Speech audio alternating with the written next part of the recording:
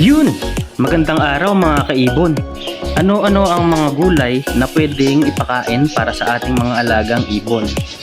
Yan po ang pag-uusapan natin ngayon mga kaibon. No? Magbibigay po ako ng 10 gulay na pwede para sa ating mga alagang ibon.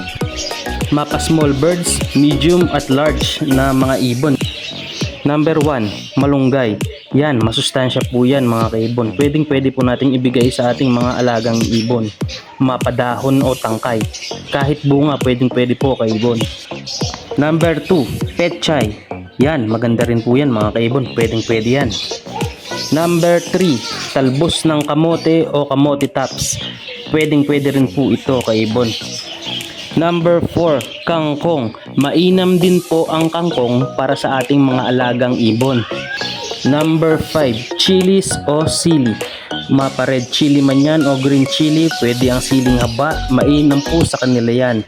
Mating booster po nila yan, pampagana nila.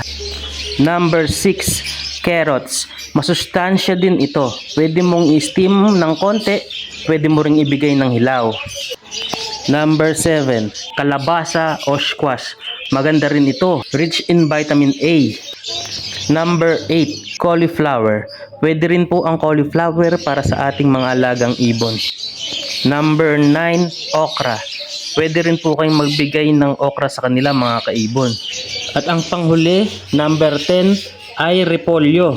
Pwede rin po to mga kaibon. Pwede nating ibigay sa mga alaga nating ibon ng repolyo.